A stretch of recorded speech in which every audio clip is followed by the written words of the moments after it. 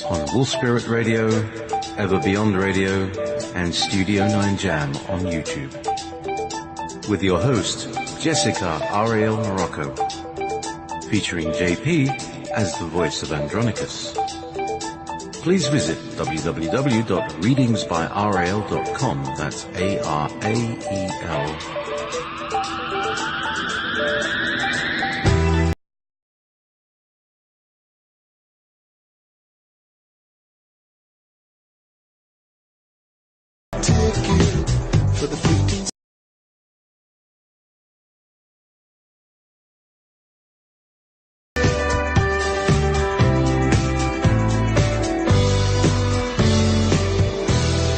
Listening to Wolf Spirit Radio. Hello everyone and Happy New Year, and thank you for being here at Answers from the Universe and the Andronicus transmission. Have we got a show for you today?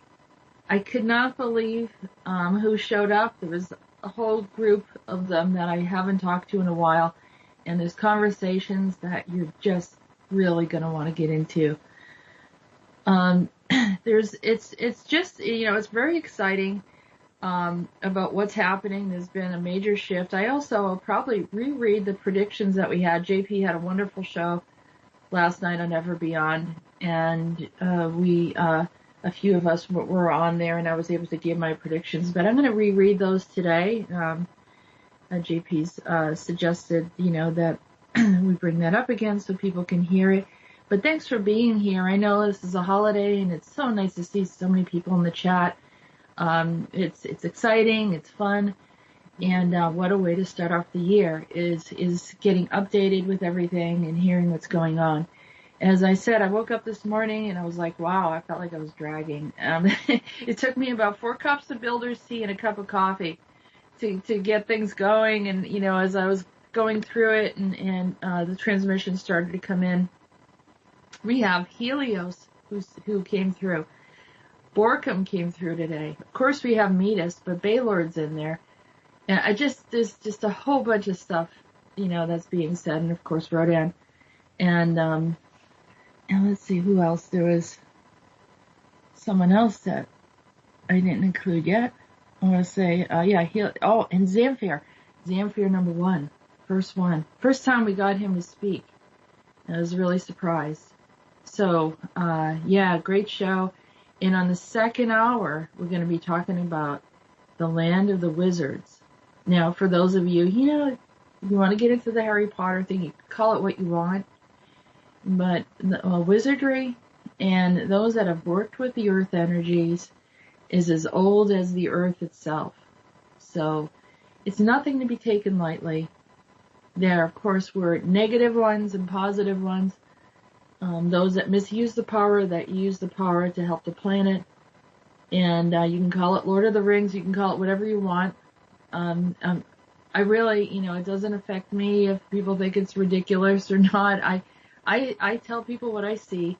These things exist on a dimensional plane, whether it's not anything that you agree with or not. It's fine. It's fine. Just be open-minded, and we'll work through it. But some interesting, for those of you that, really have an understanding of these spaces, will be really excited because we're going to be discussing some things regarding this special place where I opened up and saw the wizards. Now, JP, I know this door opened up with you.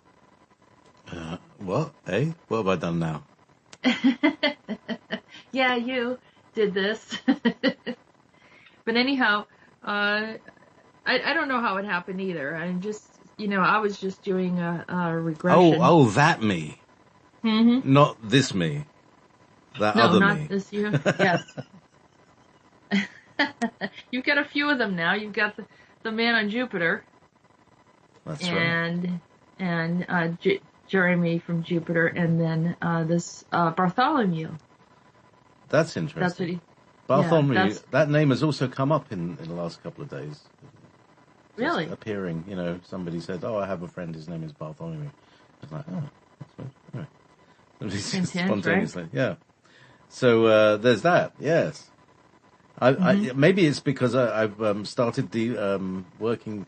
I've made a Jacob's ladder. I don't know if you saw it on Facebook. I did. Made this Cool. little thing that is the thing that they have in the background of Frankenstein movies, because it's spectacular. It's got this little rising arc of plasma. It's really teeny tiny. It's only about like 1.5 inches high, sort of demonstration model. But it was What great. do you do with it? Well, it's just for fun, really, at the moment. But it's part of the Geek Night learning process. It's because the circuit that it's made from is a specific kind of circuit that we're doing some research into.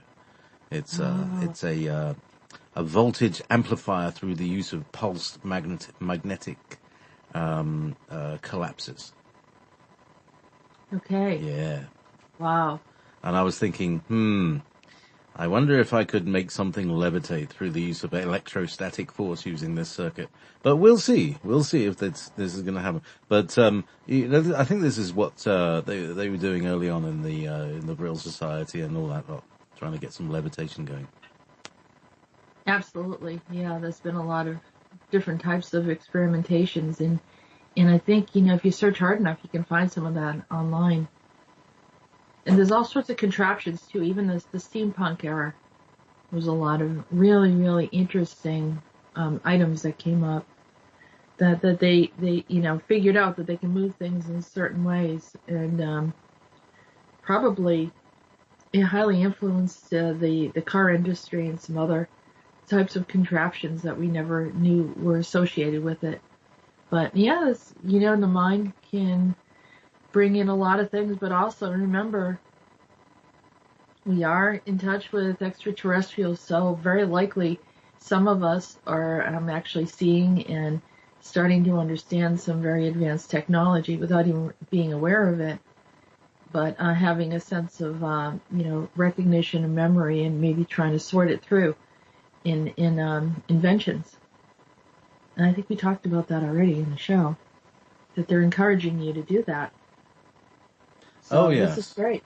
Yeah. Well, it's the idea is that I have a group of my friends around on a Wednesday night, and we fiddle about with things, and we learn. I show them how to do soldering and learning the next step in their knowledge of electronics and how to wire. And the basic with it is how to wire up the back of your van, so if you put lights in it. It's basic.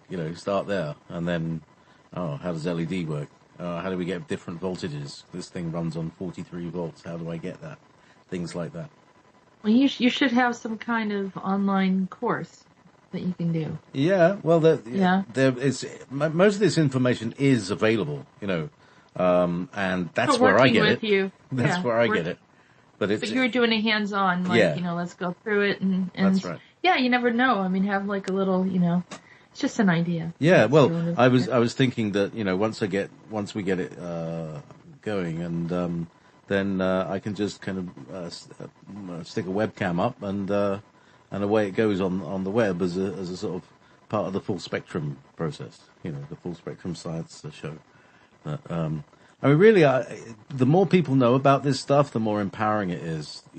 Even just learning how to wire something up without blowing it up.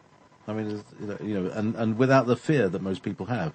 You can demonstrate the difference between a very low voltage, like a battery that you can stick across your tongue without too much pain, and essentially what's a taser or a plasma lighter that has kilovolts, thousands of volts running through it in this tiny little package. You saw that lighter that I had, the one with the little spark that jumps.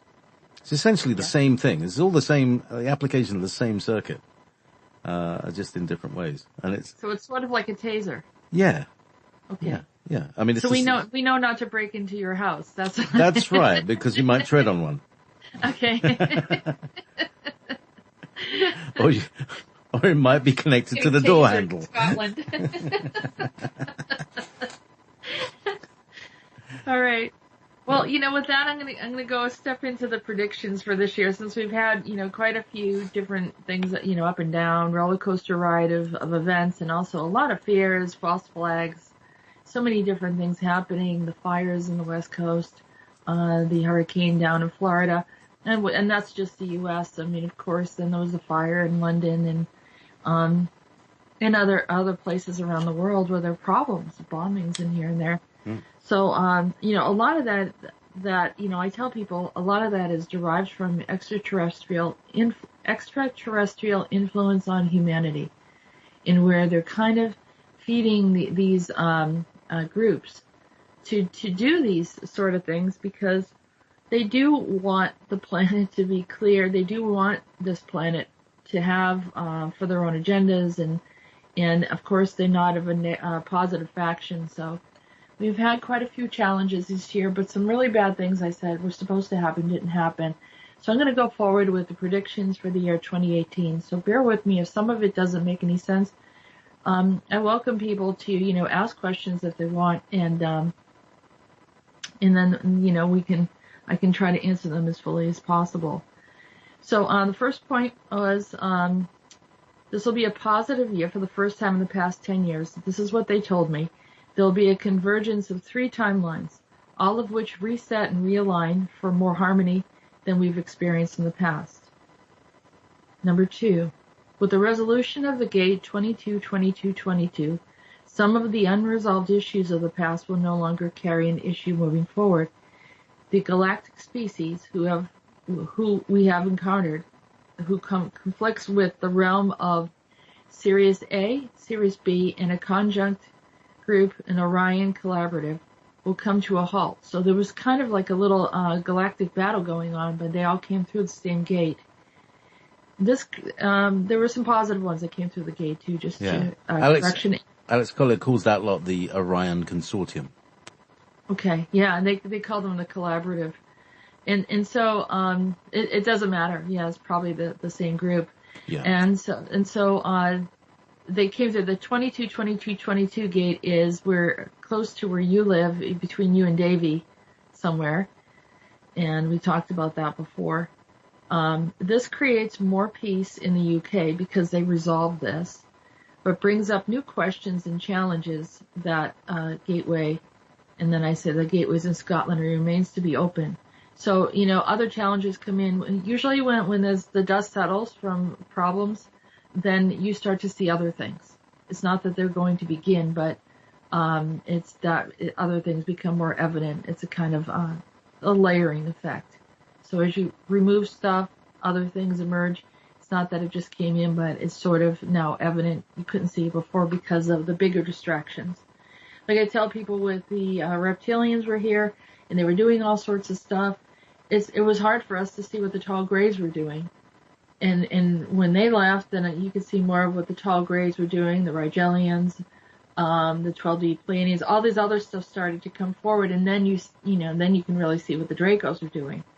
And the Archons, kind of were around the same time as the reptilians and having a greater influence, and as they kind of, diminished in presence, then like I said, there's this layering effect where we start to remove some of the negative factions.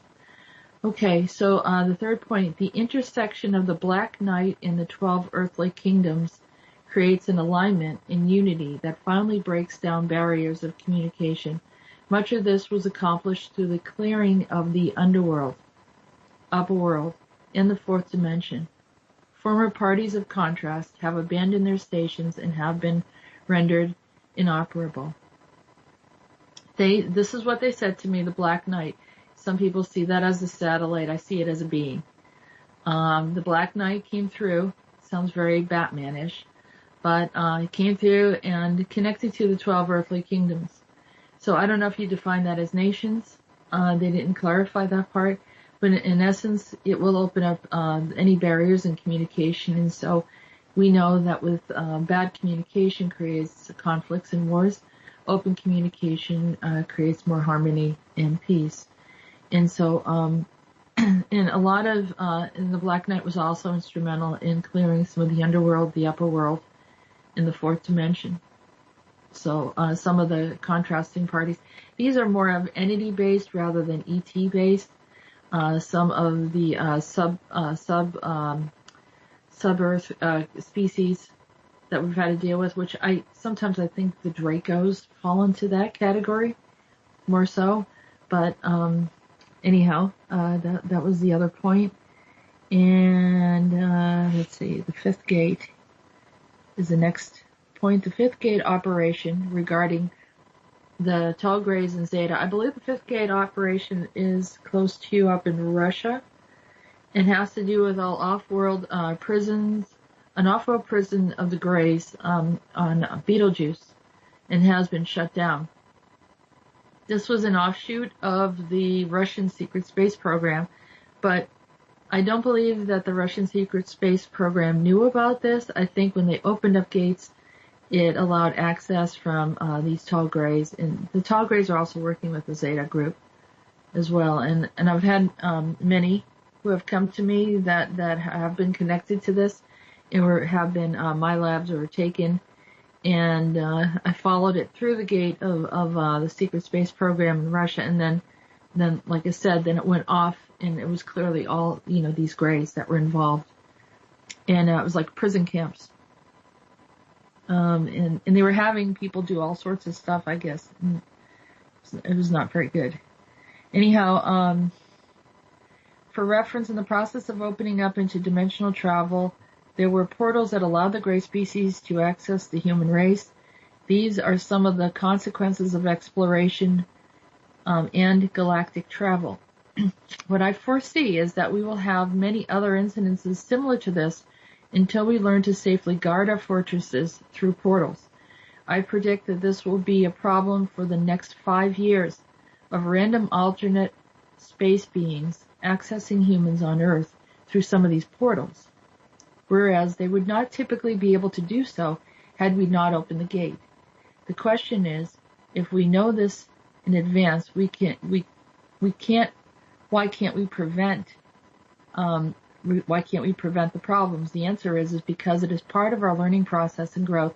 Each species will bring in new challenges, a new wave of exposure to the galactic species, and force us to evaluate whether or not we as a species want to move forward as sovereign or become obsolete or even merge with another species. I would assume the obvious answer is that we want to retain our sovereignty and we want to thrive. My belief is that we learn and retain our sovereignty as a species without forced hybridization. That means that another species does not come down and enter into our space with enough persuasion that they force hybridization, that they force us to merge with them. And but I do know that that is some of the intent, because they've already created these hybridization programs where they're trying to bring in children with humans without their permission. That has to stop, and as well as if they have a strong presence here, then they will also be more overt in doing so. So all of these things, is a challenge that we're going to have in the future, and especially within the next 5 years, until we learn how to better protect our gates in space travel and not allow other species to just step in the process. There are 2 markers on the Earth placed by the ancients that determine our status and growth and our ability to evolve. These are ancient markers. One of these is placed in India, and the other is in South Central Asia. The locations are not obvious, and some may correlate them to the yugas. According to the ancients, we are on our schedule and have made extraordinary strides in the past 2 years. These will alleviate some of the sorrow and pain or growing pains of humanity. Although this is a positive step forward, humanity's journey is not yet complete. The galactic community is forcing humanity to change in order to participate in the next waves of frequency and shift. The end result will allow humans' perceptions and awareness to become much elevated. The next point, and just to say those markers is something that they identify. I'm not sure if they would be obvious to us, and maybe it can be identified through ley lines or not, but I couldn't quite see what the object was. Maybe in sometime in the future I'll be able to see it more clearly and share it with people. Because from my opinion, they're probably sacred sites. The next point is some of the things that were supposed to happen in 2018 will not happen. because that timeline no longer exists. Where the beginning of the Third War erupts and so forth, that was something that was supposed to happen the past couple of years, and it has not happened, and so we keep shifting things in the proper direction. However, if political challenges are ignored, because I think people are really keeping an eye on what's going on politically and focusing their attention and using your energy, because remember, you are a powerful divine being, and everyone's feelings and opinions matter. So in a collective way, if we're all in a place of keeping an eye on things and saying no, we do not consent, we do not agree to many of the things that are happening on the earth, particularly within the political arena, or some of these rulers who will get out of control, and we kind of send out an energy send out our energy field in agreement that we don't want to go along with any of this, that we're making that influence. So continue keeping an eye on what's going on politically, and don't ignore it. The populace does not desire to change. Ignore the populace. If the populace does not desire to change, there may be eruptions of political conflicts and unnatural disasters. So keep your eyes on the misuse of technology used to incite conflict and destructions, just like these laser technologies that's being used to start fires, unnecessary fires, starting hurricanes, where there's hot spots in the ocean that are inciting these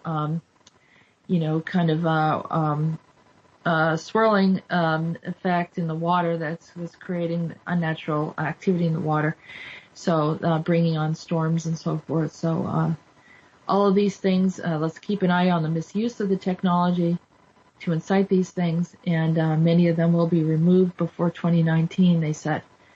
Okay, the most important part of our future is that humanity is awakening, and this expands our ability to thrive. Keep positive, be in harmony, and remember love is the strongest power in the universe. Also, as a reminder, the 22 races, the new races that are here to support us have arrived, but they are not very proactive with us yet. They're still waiting for some more shifts to occur. So that was the message from the predictions. I haven't looked in the chat room to see if there are any questions. Otherwise, we're going to move on with the transmissions. There's no questions just yet, but okay. I'm sure a few will. Well, someone says, I wonder where in South Central Asia. Yeah, I know. That's exactly what I heard. Everything that I wrote there was completely channeled in. It wasn't any, of course, I'm adding some of the knowledge of my interpretation of what they meant just to provide clarity. So it's just something to look forward to. And I was happy to hear that they're going to do something about some of the attacks on humanity through this laser technology and some other things that they've been misusing. So whether that's corporations or other governments or whoever's actually doing that has to be brought to a stop. But okay.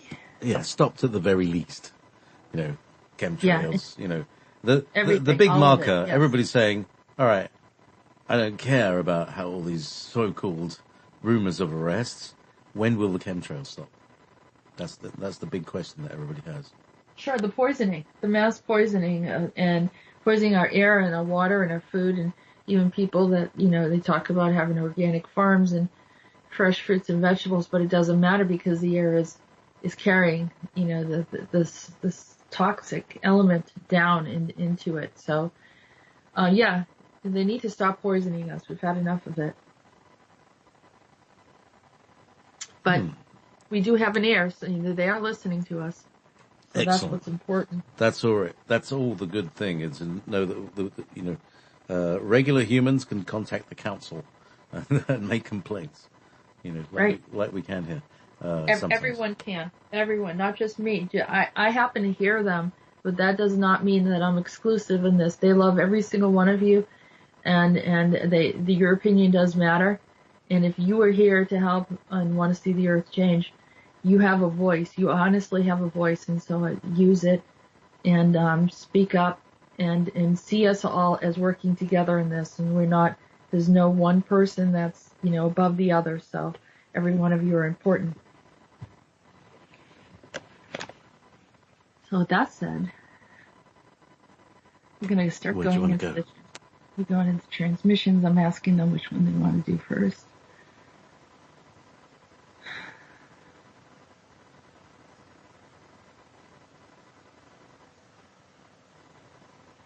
I think it's Rhodan.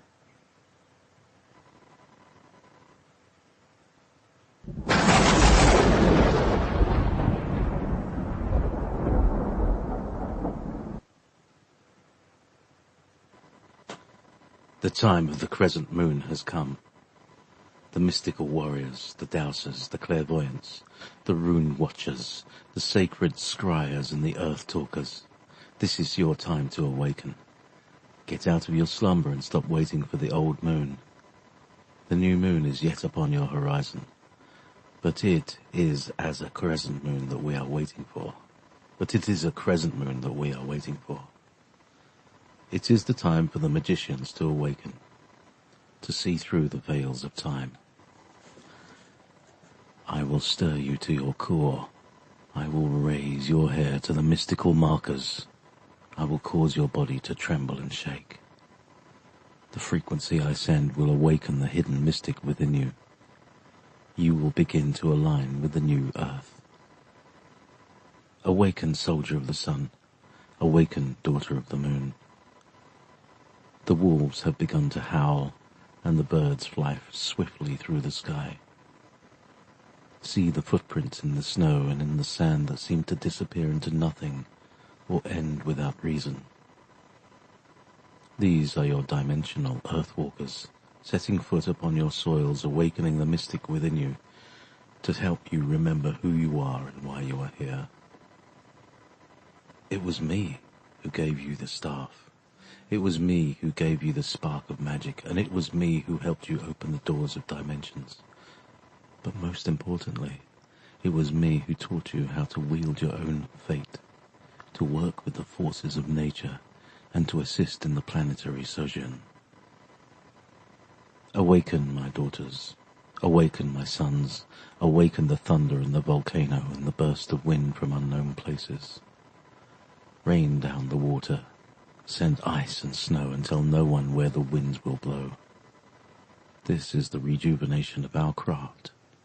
To reset it, so it will last and work with the forces with kindness and truth. Never use it for ego or power or abuse. I have planted this mighty staff in the astral world above, for all the land of wizards can access it. With love. There are runes upon it, and Odin's rings and bands. There are directions and arrows and identity of clans. Come now. Your father is awaiting you.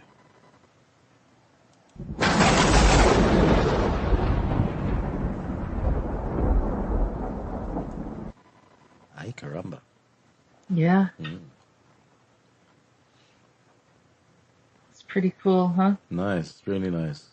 Yeah. Yeah. Hope there were a few shivers down there. Yeah, got a couple on this end. So, well, it's funny because when he came in, my right ear started to vibrate. In what way? And that's never happened before. It just felt like there was a pulse of... Yeah? I thought it was the headset, and I took the headset out, and it was still doing it. Mm. Very, very strange. Mm. Yeah, it was the first time it happened. I said, oh, Rhodan wants to talk to me. Grabbed you by the ear. Yeah, my right ear. It was weird. It was almost like I don't know how he did it, but... I could hear all sorts of sound effects. You know, wouldn't it be cool if somebody could take this and then add the sound effects later? You know, so Rhodan's speaking from like Iceland, where you imagine it's like... I know. You know, blowing wind, ice, freezing wind, and yeah. Well, maybe this one in particular you could have fun with and do something fun with it and, you know, just have it as a little, like, you know, we've had a few different ones that kind of stand out, you know. Rhodan's particularly quotable. Yeah. Fabulous. Definitely. Well, we're going to go to Helios next. And we haven't heard from Helios. This is the third transmission. I thought it was kind of cool that it came through. Like I said, all new, some of the oldies coming back in. I can't remember how he sounded. Did I have an effect? I was going to use this one. Hang on. Try this. Hello. I was thinking of using this kind of voice. No? Okay. Maybe more echoey, but less metallic sounding. More echo. I can get more echoey. Hang on.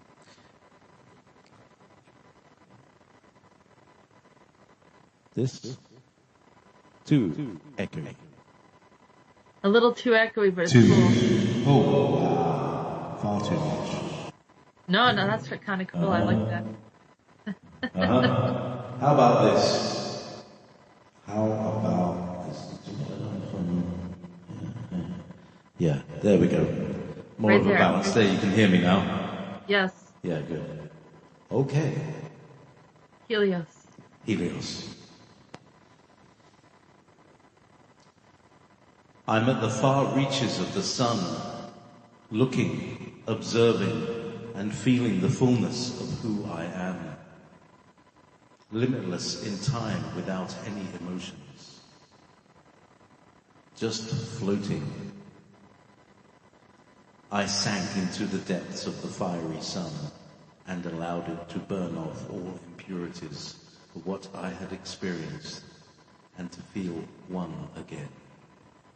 To feel whole. I have collected all aspects from the far reaches from the universe, yet still something's missing. My breath and desire for life.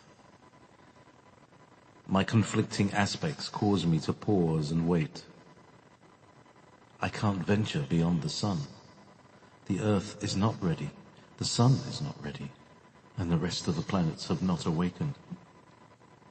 I feel the fire in my feet and in my hands, but I'm waiting for the fire to come into my head to awaken me and summon the truth within my aspects, welding me together with a hot flame and removing what isn't necessary. I suggest you do the same. Purge yourself from old things and become liberated and free of them. The universe will support your decision to rise and to become into the wholeness of yourself. It is all a worthy process of expansion and to feed your limitless soul.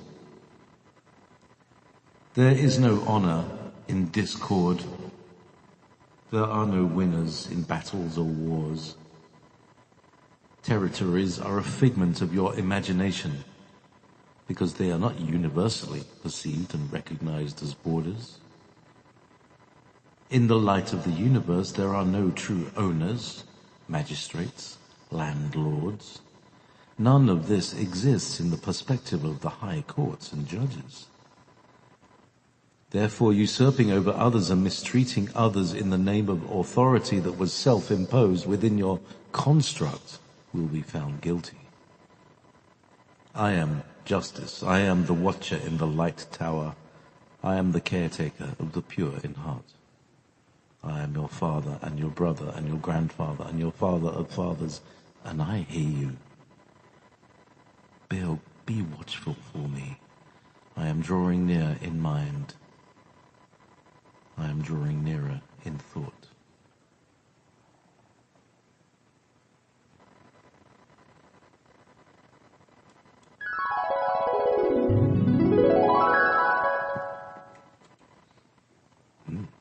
Wow. How was that? Did that sound kind of alright? Yeah, that's pretty cool. Get the thing in there. Cool. Okay. So next we go to Zamphyr. I just wanted to say that earlier on in the show, you were talking about things, and I was just I got this transmission from Helios, and the second line starts, I feel the fire in my feet and in my hands, but I'm waiting for the fire to come into my head. And as you said earlier on, you were talking about fire, and you said it twice, like in the same sentence, and my eye was drawn to that sentence as well.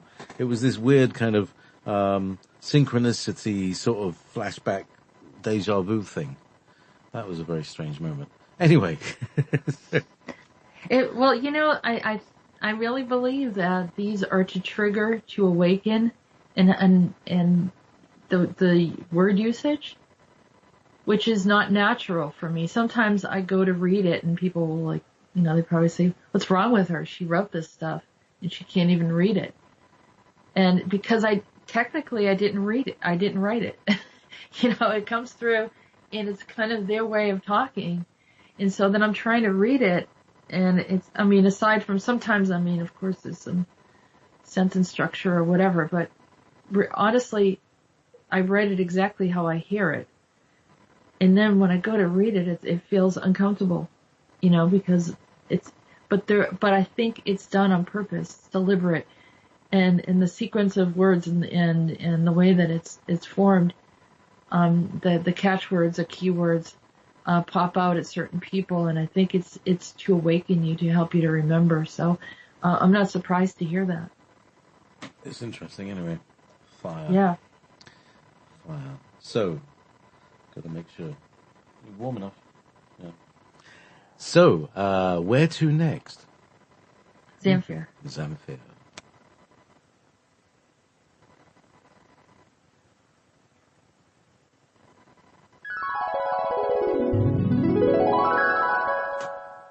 Beautiful dreamer, come follow me. Then Zamphyr flew into a mystical world he called the Netherworlds. Come follow me, and I will tell you a little bit about our time together.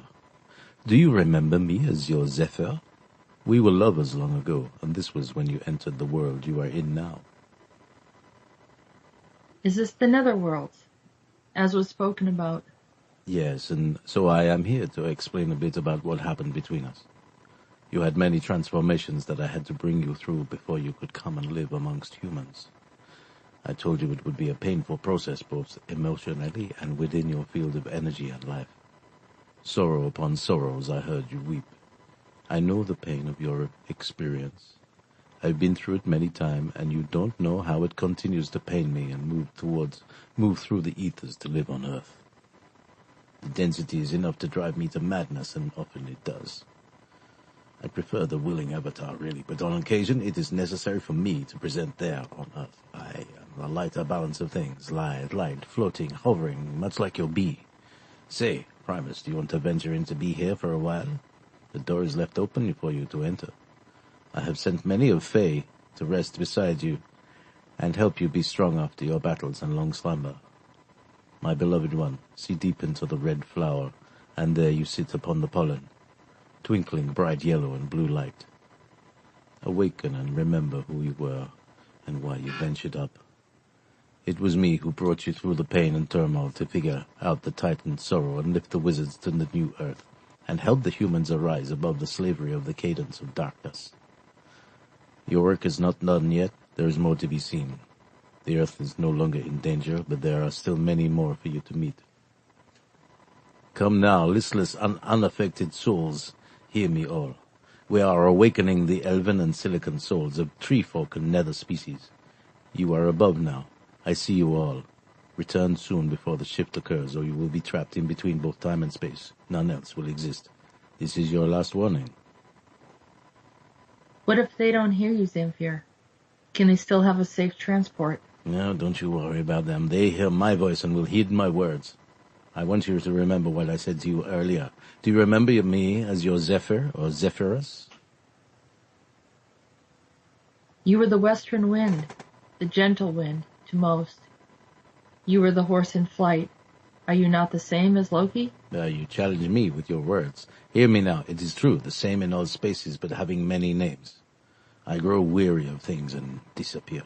My words are strong or gentle. Situations determine my expression. I loved you as Chloris.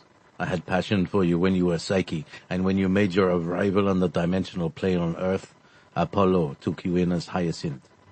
It was me who blew the west wind to bring you back to the nether worlds, and I will do it again if you abandon me here. Come now, let's talk more about why we have gone through these many journeys together.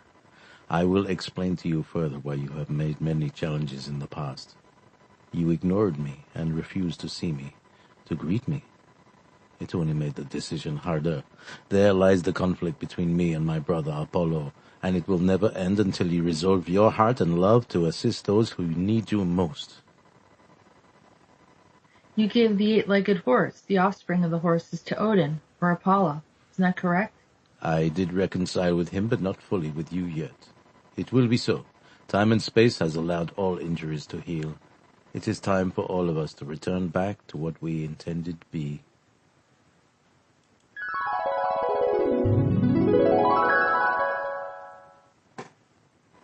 Sorry about the accent. It just comes over me, that accent. Well, that's fine.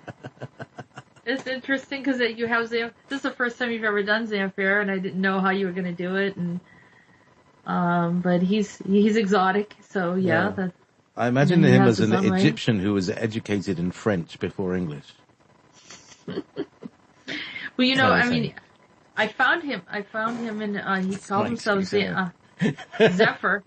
He called himself Zamphyr, so he was, if you look, and there's this whole thing about Zamphyr and Hyacinth and Apollo, and it's quite a story. All right. And then he told me that was me.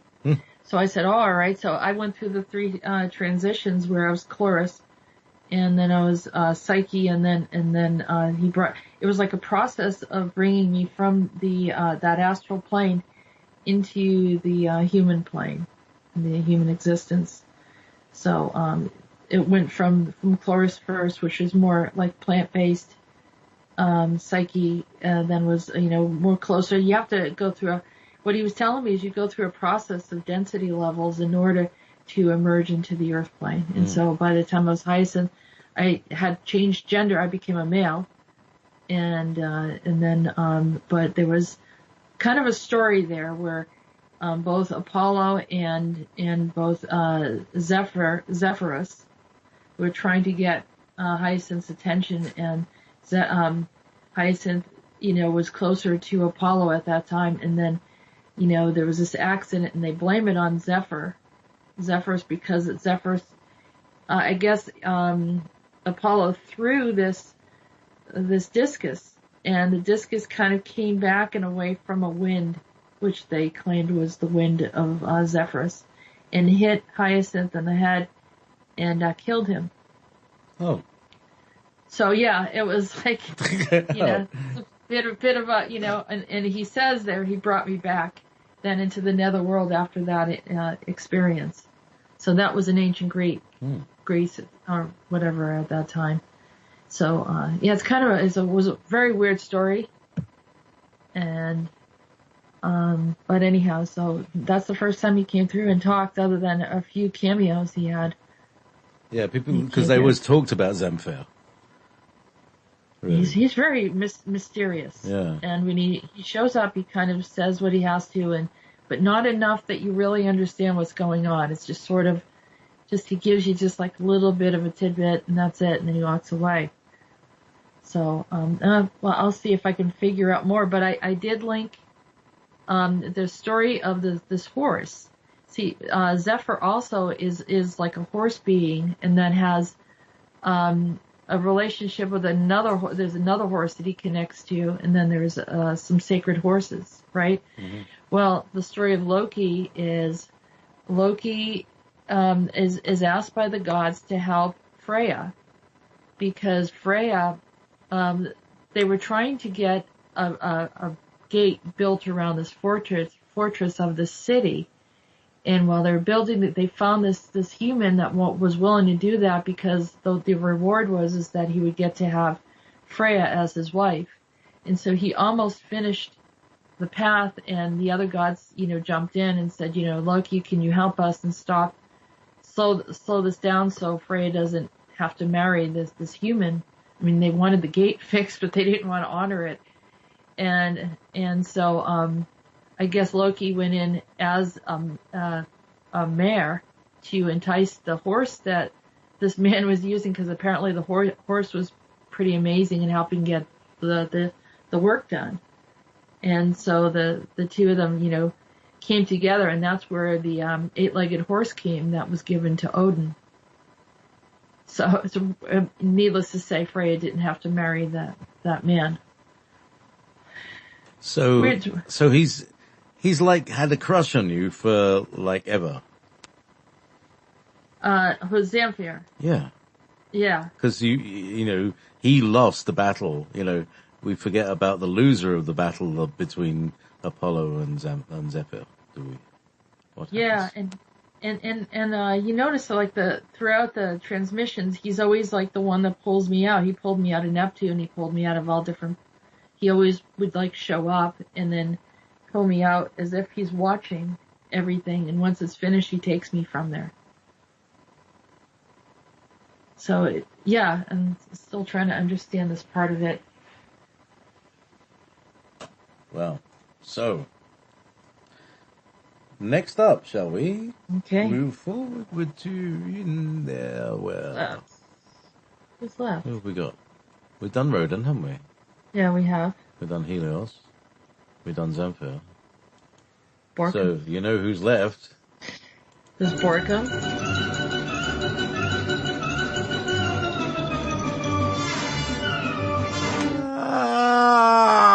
Where am I? Feels like light years have passed by. Oh, my head and my neck. Someone must have dropped a boulder on me. Borkum makes a few steps and trips over a rock and lands on his knees. Who put that rock there? Hey, Andronicus, where are you? I'm going to kill myself out here if someone doesn't tell me what's going on here. Every bone in my body aches. It feels like a ship, lad. Andronicus, where are you? Borkum reaches down and picks up a piece of spacecraft and begins to look up ahead, notices the pieces of the craft are broken but levitating. He limps over towards the rubble and begins to get nervous as he doesn't see Andronicus anywhere. 4 of the crew members are laying on the ground, and he assists them and discovers that they're all recovered and are just suffering from trauma and mild injuries. He limps further and discovers a very large stone where Andronicus is resting up against to fix a communication device. There you are, brother. Why didn't you ask me? Why didn't you answer me? Andronicus unplugs his ears from the device and looks up at Borkum in shock. Oh, I thought you were dead. You were laying there for a long time, not moving. Something revived me. The others are alive as well. Have you spoken to the other 4? You know that dead bodies are perfect for entities on some of these planets, and they usually take over a body. What is this place? There's nothing here. What made us crash? Well, Borkum, from my calculations, we're on a lunar surface southwest of Cassiopeia. We were struck hard by a draconian ship that knocked you out, and I tried to navigate down to the planet. It was a hard landing, but the anti-gravity force buffered our landing and enabled most of us to survive. I have the rest of the crew searching the planet to see what can be harvested or used to assist our communication devices. Maybe some alloys that will help revive and restore some of our particle fillers, quantum spirals, and neuron vectors. If we can communicate, I know there are some civilizations in Cassiopeia that still thrive and have the communication devices I left with them, as well as ships to assist us. What about the transport devices? I'm not sure if they'll work from here. There's a very unusual field in the substructure of this planet. It appears to be altered. This place reminds me of Zephron. I thought the same thing. It appears they had something somewhat replicated, and we might be sitting on a ship as opposed to a moon, which would explain the abnormalities of the field.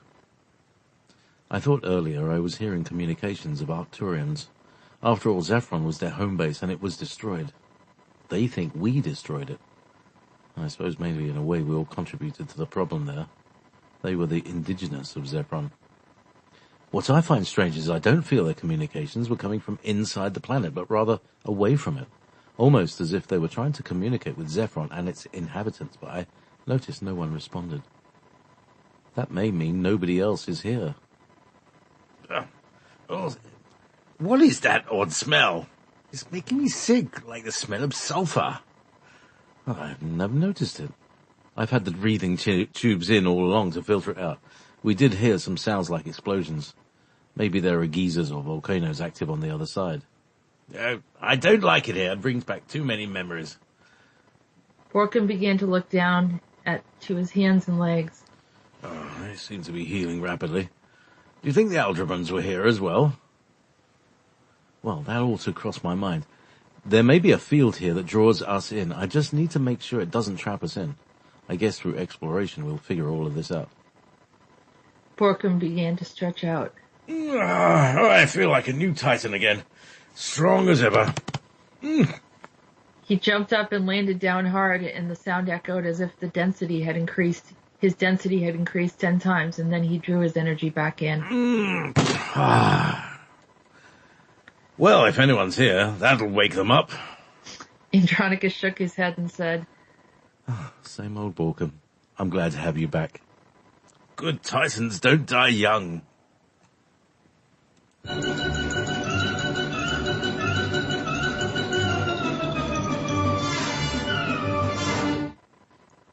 So there you go. I hope that sounds convincing enough, like doing two voices. I'll tell you what, I was laughing when he was talking, and I was like, at first I was like, oh, he was injured, and I was like, I mean, he literally, I think he thought he was out for like months or something, you know what I mean? And Andronicus gave up hope and was surprised to even see him up. He's like, I felt like a ship fell on me. I was like, what in the world's going on there? Wow. Wow. And do you get any like empathic sensation with that as well? I mean, did you feel how he felt? Oh. No, thank God, no. Yeah. Thank God. No, but I see him. I'll see him, and I can see the planet. Mm-hmm. And the planet looked, somewhat barren, and there's no like plant life there that I could see, and just like rocks and sort of grayish looking. Mm-hmm. Although the lighting was kind of a little on the dark side as well. What was Borkum wearing? Remember any colors? I think it was more. Everything looked gray to me. Yeah, it just sort of looked gray. Wearing some kind of suits, but simple. Not like our space suits, but a little bit more. I don't know how to say it. Are they more body formed? Yeah, but not so much. Like there were like pants and. I don't know. It's just hard to describe. Mm-hmm. It's not like our clothes, but it's not like space clothing that we have either. Mm-hmm. Would you say? I mean, it's not like. Is it more decorative, or is it completely purely functional? Does it look? It's more layered. Yeah, it's more layered stuff, and it looks more like rough, like the Mad Max stuff. It's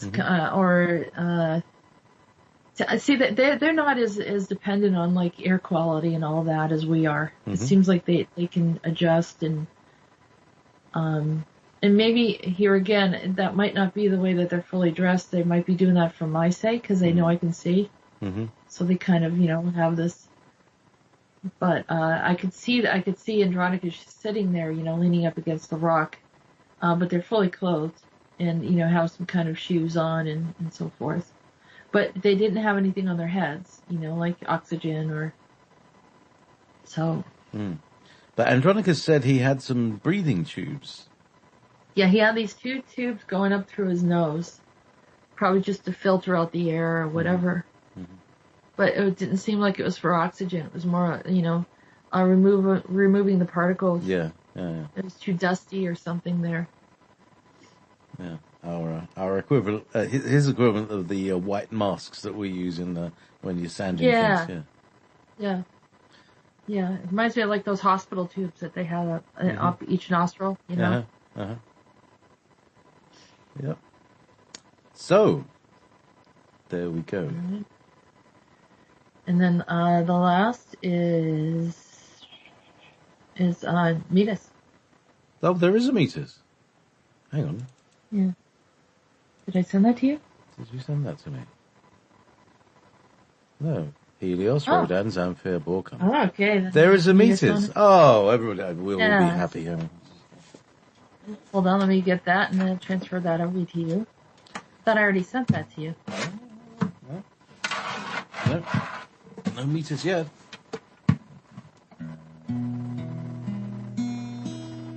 I think I need new strings. All right. Let's see. That'd be Meetis 97.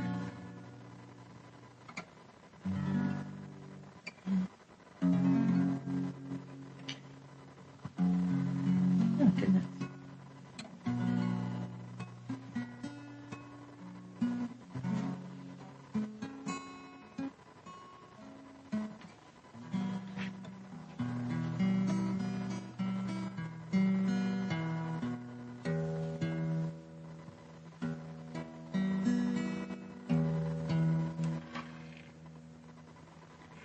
So as we look and anything else, I hope everyone had a nice new year. Just be patient a moment and I'll get that.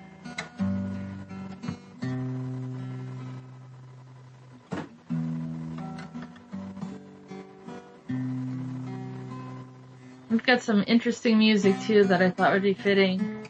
We got Blondie Rapture that's going to be coming out, Depeche Mode, Personal Jesus, and Nina, the 99 Luft Balloons.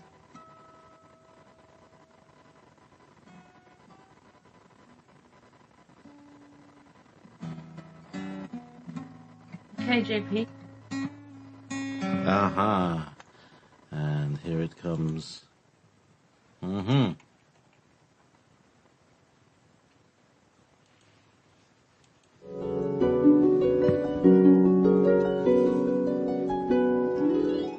I had a rough time last night, my love. I had a bit too much of the spirits, if you know what I mean. I found myself out cold on the wooden floor, drooling and a cat sniffing my hair. I don't know how I got there. I don't know who the people of the house are. Everything smells like ale and rum and there's a bitter taste of it. Oh, God, help me. Meetis, maybe this is a good time for you to exit, especially since you don't remember where you're at and what you did. I think I had a bit of a squabble with your friend Baylord. He kept leaning into me and speaking in my ear in that horrible Pictish language. There's nothing gentlemanly about him. His breath was so strong it almost bowled me over. He kept spitting while he talked. Too much rum, he fancied. And to top it all off, I couldn't get one word in edgewise.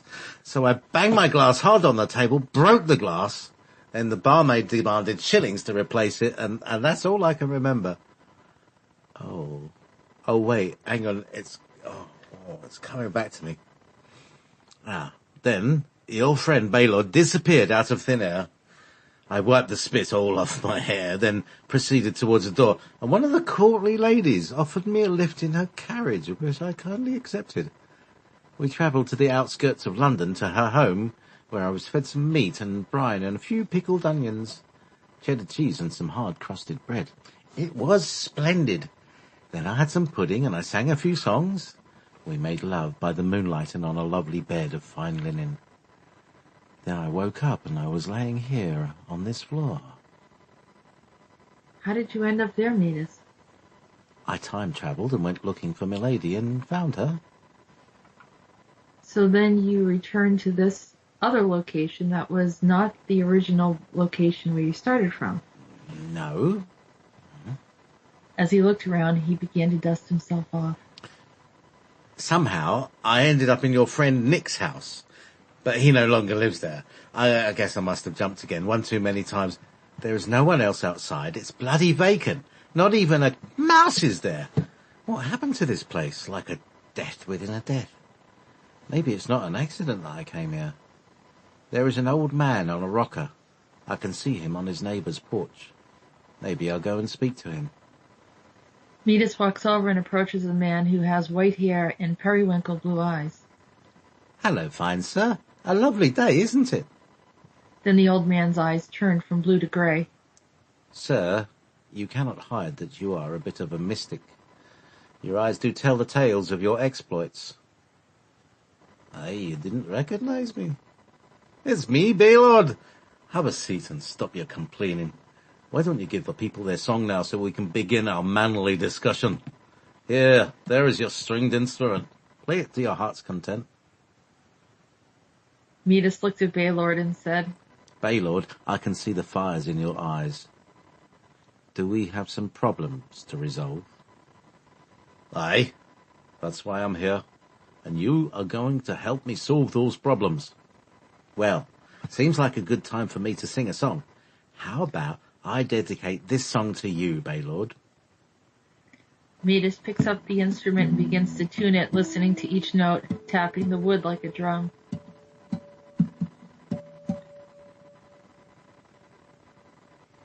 Sounds a bit hollow, doesn't it? Very well.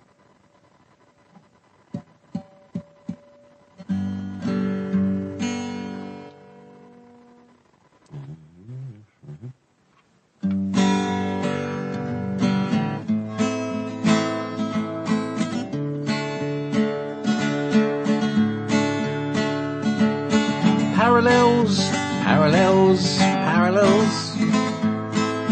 Perils, perils, perils.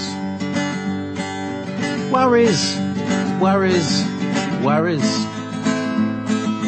Sorrows, many sorrows. I'm glad you came, my friend. It's the beginning and not the end. We begin the world anew. That's what we're supposed to do. We fly from June to September. December's a time to remember. When January takes a course and February flows with the force. March bites us at the heels, but April gives us wheels. We flow through time and space. During May is when we replace. From sunder to the thunder, an echo through the gates. We shut the doors of fires and all the venomous hate. Restore once more again. We turn the calendar, then begin one time anew. Start from January on, go on through. But February ends the war. The dreamers are no more. Instead they find a place to help the human race. Parallels, parallels, parallels. That's where it begins and ends. At least from my perspective. For me and all my friends, they open the gates of wizards and talk of some dream mystics. The mist has flow upon us and we're restored, well, after Christmas. La la la, la la la, la la la, join in. La la la, la la la, la la la la, la la la la, la la la la la la la.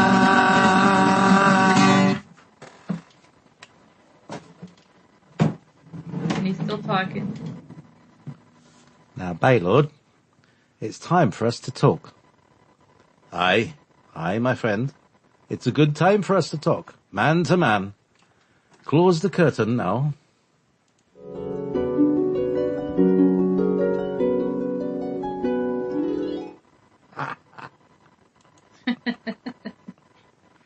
Crazy.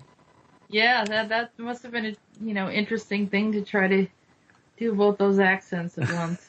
Well, I've had to do it twice tonight. It's like it's exercising my vocal talents gently and stretching it slightly from one to the other. Marvelous. Shall we do some of this Music break. Yeah. Yep. Yeah. 80s theme this evening. We have Blondie. Absolutely. And the lift balloons, we didn't go over it, but yeah, interesting lyrics. Do you want to talk about it now? Or do you want to talk about it afterwards? Maybe we could talk about it afterwards. Oh, yeah, okay. We'll do that. We're going to take a break, music break. We're going to have a few guests come in. We're going to talk about the land of the wizards. So enjoy. Yep. And I'm just pulling this up right now. Let's see the lyrics. Because of course that was the German version, by the way. So if anybody tried to listen to it in English, it wasn't there because it was in the German version. But Jessica will now translate.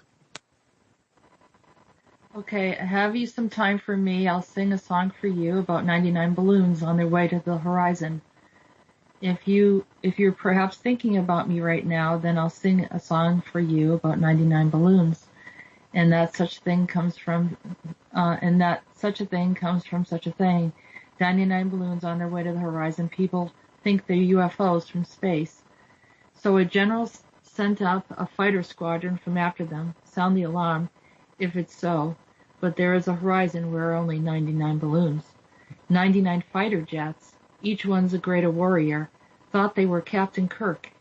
Then came a lot of fireworks. The neighbors didn't understand anything and felt like they were being provoked. So they shot out at the horizon at 99 balloons. 99 war ministers, matches and gasoline canisters. They thought that they were clever people, already smelled a nice bounty, called for war and wanted power. Man, who would have thought that things would someday go so far because of 99 balloons? 99 years of war left no room for victors. There are no more war ministers, nor any jet fighters. Today I'm making my rounds. See the world lying in ruins. I found a balloon. I think of you and let it fly away. That's a powerful song. It came out, was in 1982, maybe? 1982, 83, I don't know, I'm seeing that. Yeah, and it was just a sort of jolly little Eurovision type song. Mm-hmm. And it really, when you start to look at it, it was talking about war and how that, it sounds like the war got created because of these balloons. And they thought they were Captain Kirk. They thought they were extraterrestrials, right? And then the fighter jets and so forth. So, yeah, very, very interesting. Anyhow, we are back. You're listening to Answers from the Universe, the Andronicus Transmissions. And it's nice to see everybody in chat. Happy New Year to all, and excited to be here. We're going to be talking about the land of the wizards. And we have here as a guest, we have Ray, we have Devin, we have Rolf, and we have Martin Magic Moon. So I just want to say hello to everyone. Good evening. Good day. Good evening, everybody. Are we missing someone? Martin. Oh, where's Martin? Yeah, we can hear you. We might have He's in the to get back of the louder. box. Come forward. Somebody's very overdriven, and Martin's very underdriven. So He's outside the house. Okay, so we're gonna start off by talking about this land of the wizards that I saw while I was doing a regression and saw JP. Who was, appeared very much like a wizard. I didn't know it was him at first. And he was walking with this wagon, carrying this wagon, which, JP, you had a name for that, right? a barrow, or as Ray would know, a barra. Okay. And so it was a very mystical looking place. And at one point later, I saw what looked like a building, and I think there was one of the teachers, and I said that was, it looked like Martin Magic Moon. So Martin then made a comment that he felt always connected to the wizards. So Martin, why don't you tell your story a bit?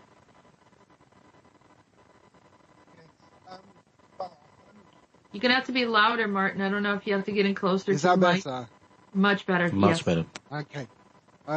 Yeah, I thought, when you were saying about that, I don't know if it's a planet I've been to or meditation or something I visualized, but it was very, very similar to what you'd said, about the wizard in a marketplace with a barrow, and then I'm sure I've been to the planet or the realm. It's a very colorful realm. There's lots of magic, it's almost like a different dimension to here. Lots of, almost like mystical stuff, but it's like you can see different colors and like different auras and different sounds and things. And yeah, I'm sure I've been there. Like I've maybe I'm from there, I don't know. But it seems like it was only probably like maybe a few months ago that I went there, and you had that, like last week you were saying the same thing, so I just thought that was quite weird, really. Yeah, it was weird because I don't think I've stepped into that space before, and then I also saw this building that looked like it was dome shaped. It was all white, and I felt like that was like a school or something that you were at. So there were multiple wizards. JP ended up exiting and going to Asgard or something. That's pretty typical. Really, I'm out of here. Well, I'm sure you came back again, but you left the wagon behind, and there were like root vegetables or something in there. I couldn't quite figure out what was going on, but it was like... I don't like beetroot, okay? I just left them, beetroots and the radishes, I just left them behind to go and rot. Really? Yeah, really, that's what I do. Okay. So, maybe Devin, Rolf, Ray, do you guys want to add anything to that, or something you want to share?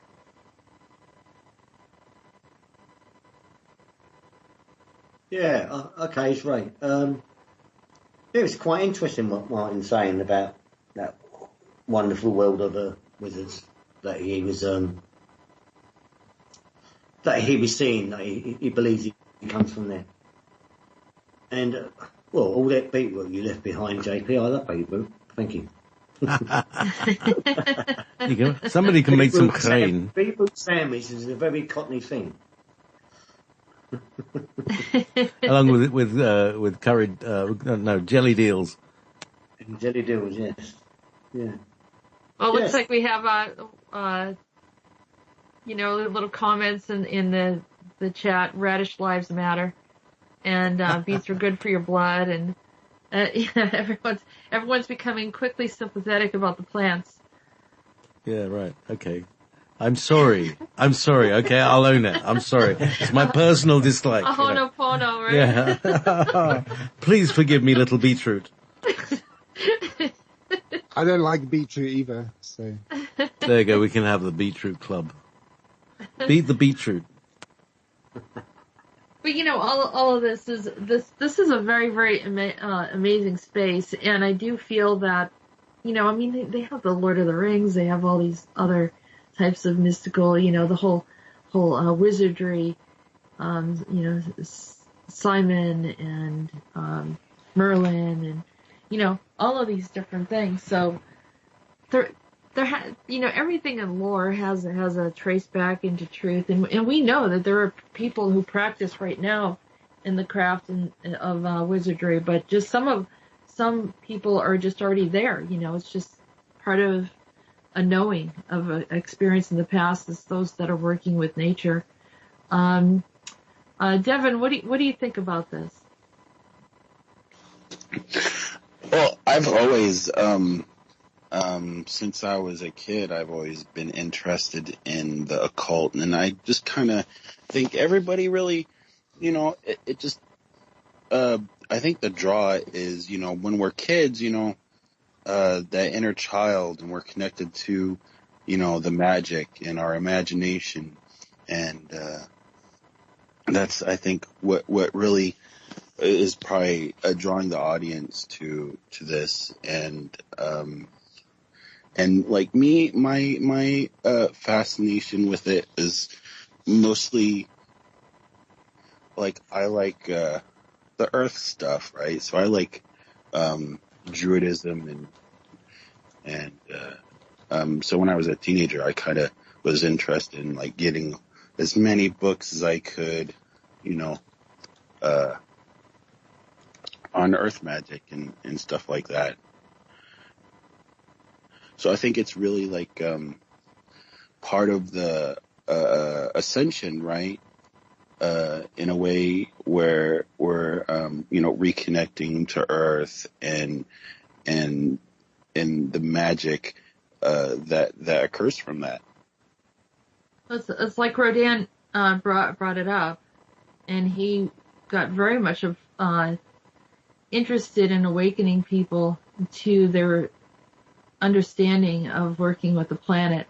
And, like, for example, when those horrible fires were happening on the West Coast, wouldn't it be amazing if we had some people that were tuned into the Earth and were able to bring down some rain and just stop that, And I think that's what he's looking for. He's looking for those that have this knowledge. And if people say, well, oh, that sounds really ridiculous. Well, years ago, I went to Sundance. I participated in Sundance, and I literally watched a rain dance. And for people, they say that it doesn't work. Yeah, it does.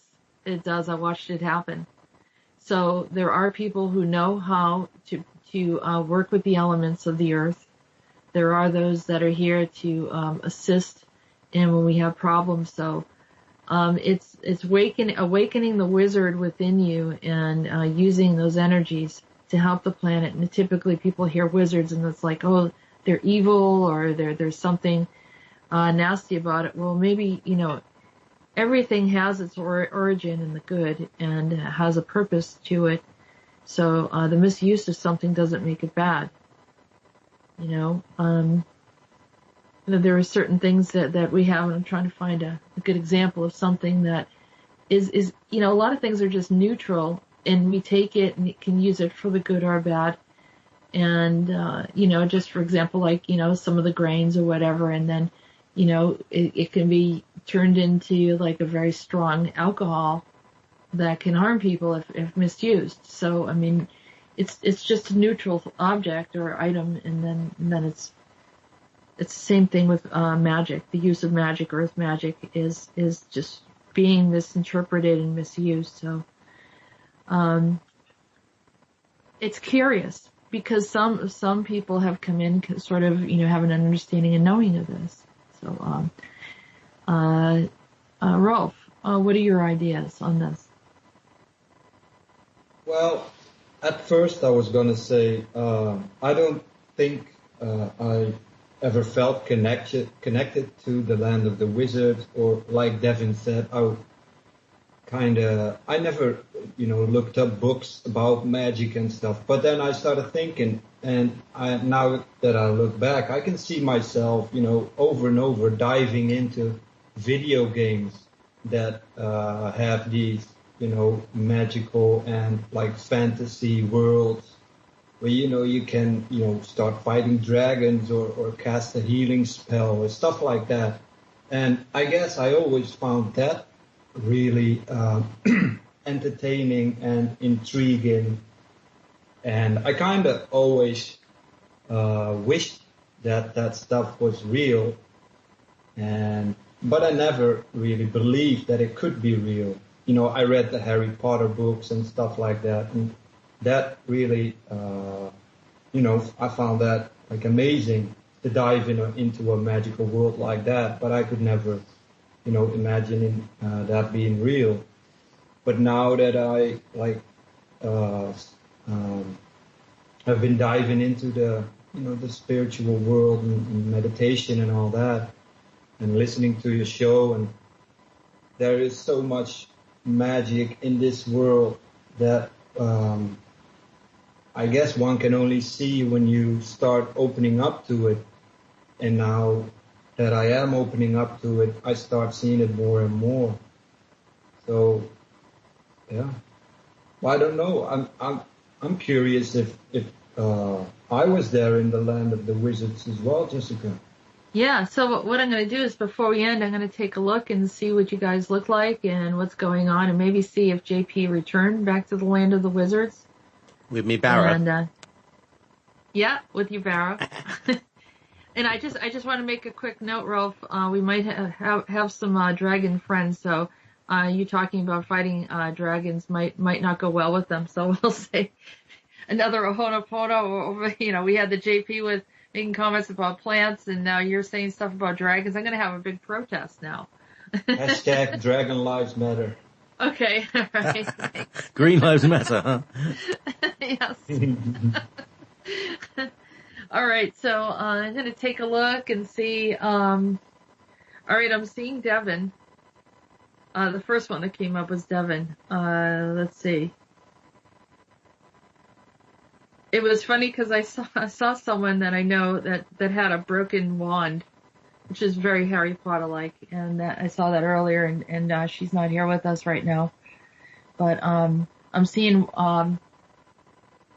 Devin with a wand in his hand. He's wearing a gray kind of robe, and he's practicing. He's looking up, and he's working with a particular constellation.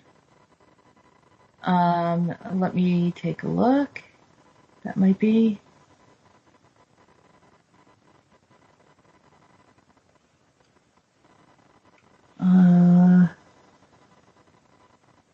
I'm just trying to navigate up through there. Somewhere by the Big Dipper. You can see the Big Dipper.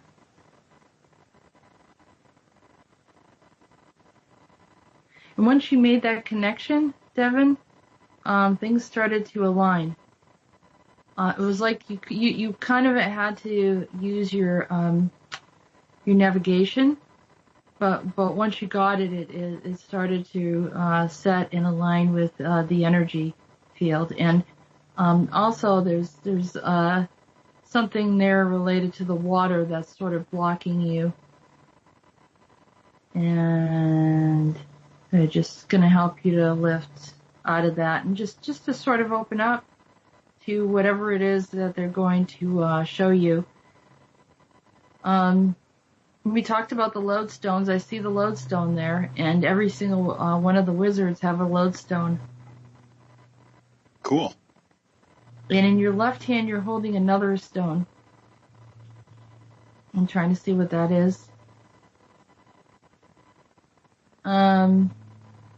They're calling it a sunstone. Do you have one? Something like that? Not yet, but I've been thinking about getting some from the state I live in. Okay.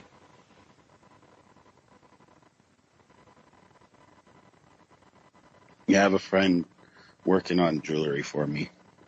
He's got some Oregon sunstone. Okay. Oh, I'm trying to get back on chat. I don't know. I got a weird message here. That is strange. But yeah, the constellations. That's interesting. But the only one I can recognize lately is Orion. Yeah.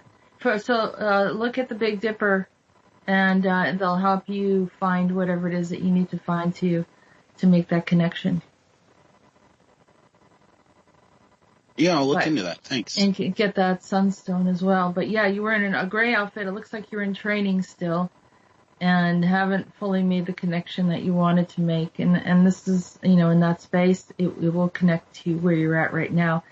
And it could be that this is the piece that you've been waiting for a while. What you felt was maybe missing. Yeah. Okay. Rolf, I'm seeing you. It seems like you're going in from like kind of like the fairy aspect, or the netherworlds they're calling it, right? You're going in and out. So the magic might be kind of moving, not necessarily staying in that space. That's why it's not recognizable to you. Do you know what I'm saying? So that you're not like locked into the land of wizards, but you move through it. You come in and then you leave, and you go somewhere else, and you come in and kind of get what you want. I think that you bring in some of the plants, some plant energies, and then there's some stones, and then you take some stuff from there and you bring it elsewhere. It's like you're in transport mode, and like bartering, something like that. It's almost like you're helping to like plant, and then taking some stuff back and planting it elsewhere. So it's like you're seeding and reseeding, and like there's different spaces that you've done that with. So it's, and the color of what you're wearing changes, but it's mostly green. So you're wearing, like a green outfit, not necessarily a robe.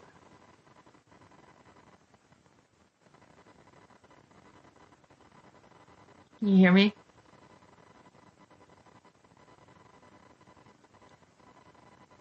Hello?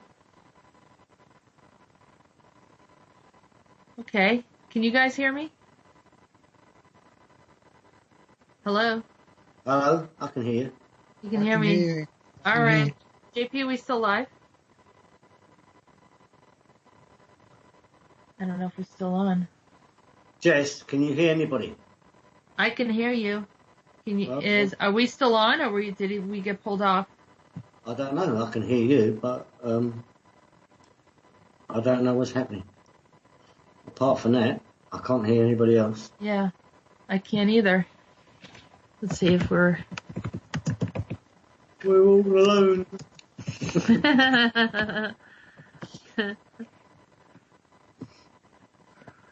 Okay.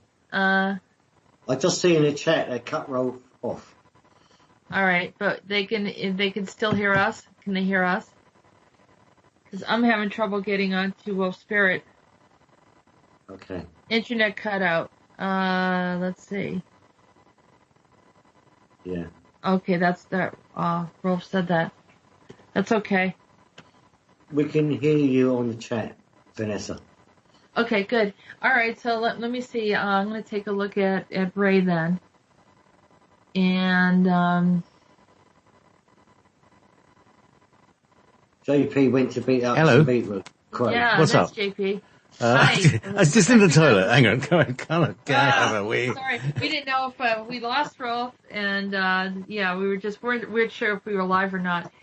So, and I couldn't We're get still on the air. Yes, we are still on the air. Yeah, We just okay.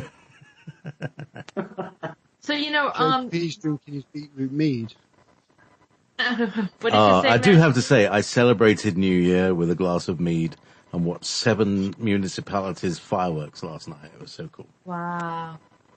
Oh, that sounds like a lot of fun. Well, we talked about mead not being available locally in a lot of places, so we were saying bring back the mead. That's right. Night. Well, you can get kits and make it yourself. It'd be a great thing. Everybody learns how to make mead. That sounds like fun. Yeah. I've made mead before, not for a while. You're a mead maker. Yes. Martin Moon, the mead maker. There's got to be there's a Magic Moon Martin's mead bottle label I can see before me. Magic Moon's Mary Martin Moon's maker. There's a Mary in there. That's why Meetis turned up to his party. Yeah, I know. Well, I saw Ray. Ray was one of your helpers there, JP. All right. In the Land of the Wizards. Oh. So, I see him working like an apprentice. Cool. Tell me more about the lodestone thing. What do they look that's like? Why I called you governor the other night. Called you governor, that's right. Hey, governor. Well, Bodrick, I got a cunning plan. Yeah. I've got a big turnip.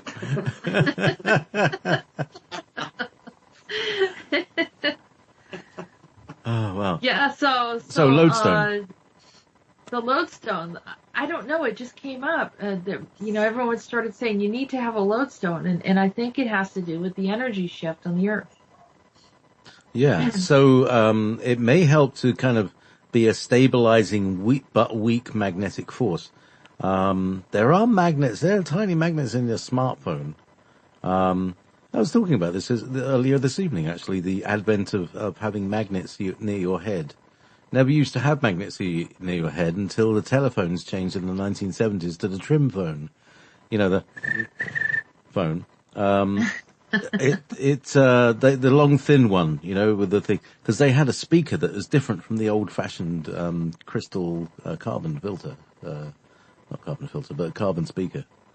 Horrible phones they were, weren't they? Yeah, very crackly and mid-range, but they carried the voice quite well. Not a very warm sound.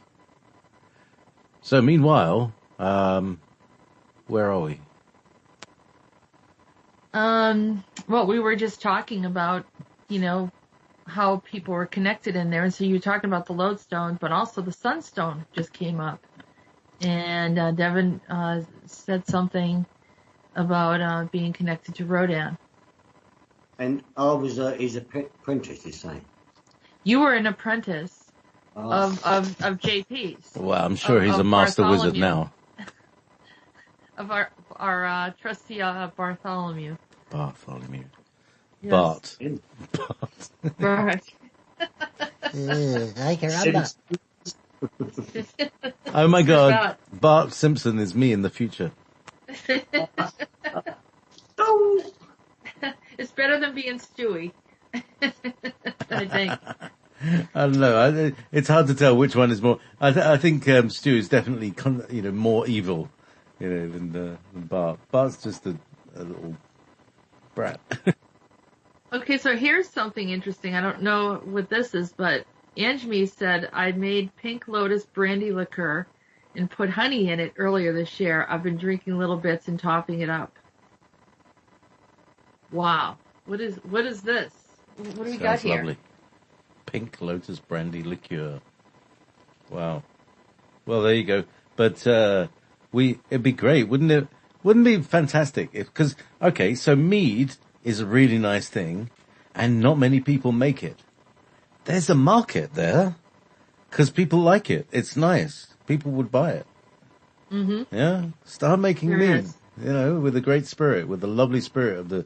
I think different plants have different spirits, don't they? So, some plants are rougher and some plants are smoother. Like a grape or which is you can get smooth grapes. And so the quality of how you feel when you drink it will affect you. They say that, whiskies are, who knows this? I'm sure one of you guys knows this. Like, wine is a mocker, beer is a brawler, whiskey is a fighter or something like that. That you get these different qualities. Anyone know about that? Yeah. Yeah, no. I heard something on that sort of line, what they do. Well, we know that the Scots drink whiskey and on the Scotch and go mad. Suppose in London it's the lager and then they go brawling. That makes sense. What about the mead though? What does the mead do? I mean, that's supposed to be a Viking drink, isn't it? Perhaps it's a fighting drink. I don't know. I don't think mead's a fighting drink at all. I think it's very nice. Laid back drink. Yeah. It's like communion wine. It tastes that dense like communion wine. It's quite a thick, sweet drink.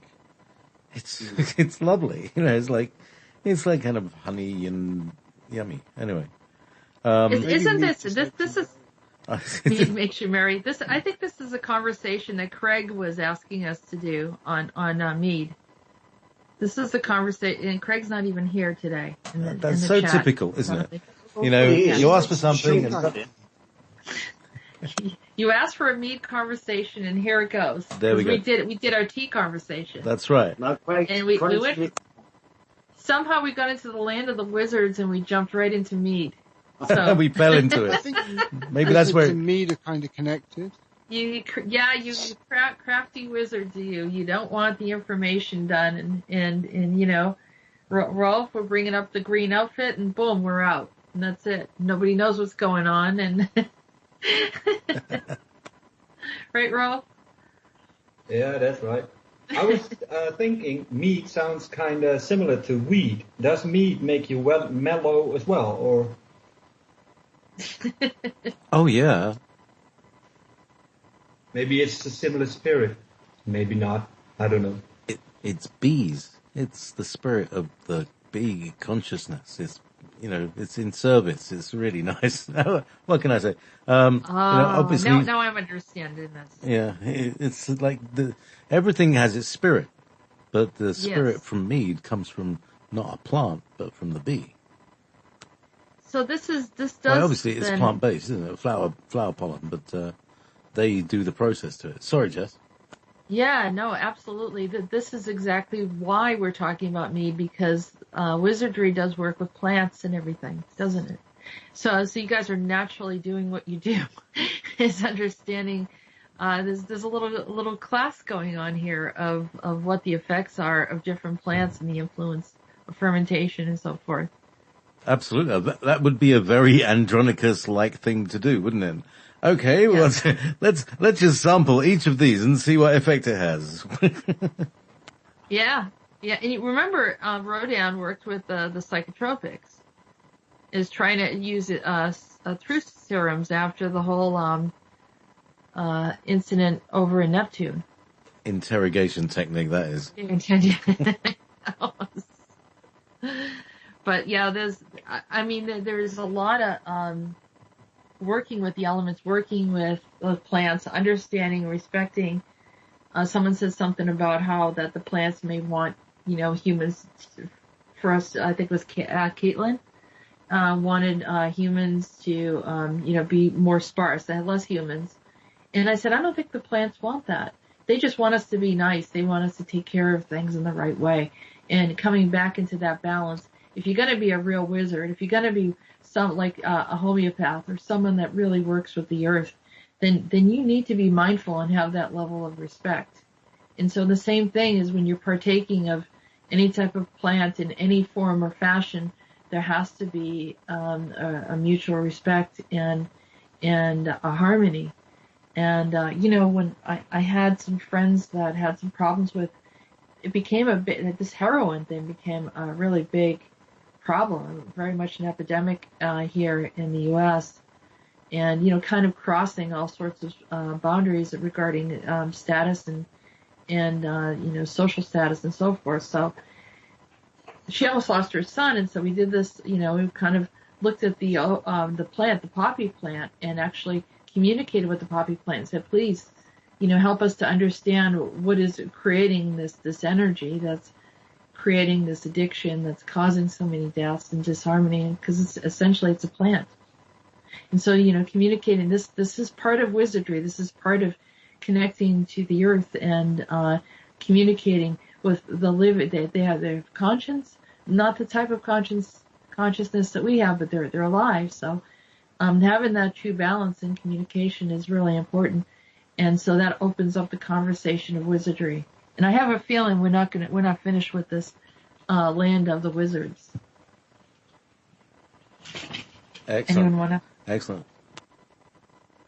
Yeah. I think there's a lot more story to this, Jess. On this, Rhodan's coming out with it. There's especially saying, with JP what he was doing, and there's a lot more. Did Meetis say something about it? I can't remember now. I don't know if Meetis is essentially working, in his own form of wizardry. He's time traveling, he's interacting with different things and meeting all sorts of people. And but he didn't particularly address it this time, but he does talk about plants and so forth. And I was just thinking about Dryden today too. And kind of, Dryden coming from the netherworlds as well. So yeah, that was interesting. Him coming back. Yeah. Yeah, so I think like Martin saying he's sure he comes from a different planet, from the land of wizards, and could well be. So I think there's a lot more to this story that we're going to dig out later on as we go on. I have a really quick story, and I'm going to just try to get it in real quick, JP. About 2 or 3 years ago, I was sitting there watching a documentary on the Celts, and I was just sitting there, and then out of nowhere, a bunch of wizards came walking. And it was so real. It was very surreal. It was in my third eye, but I'll tell you what, it really felt like it was more so, almost like tangible.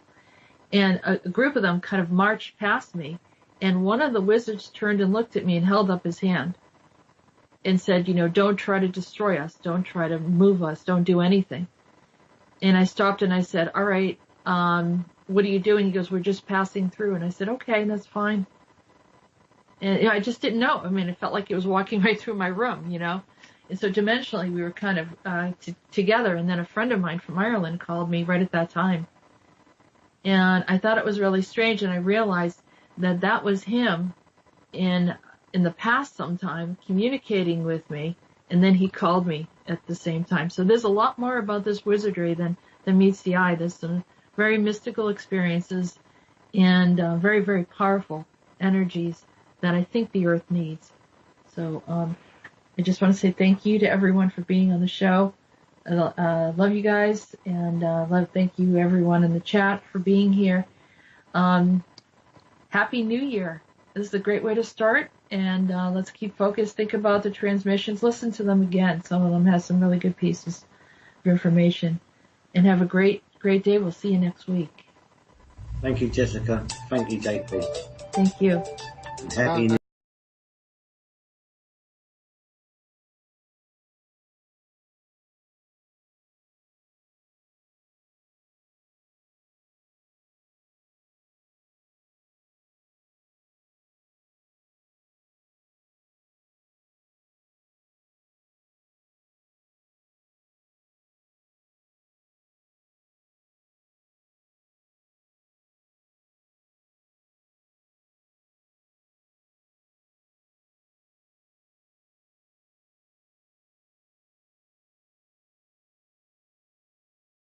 Take it.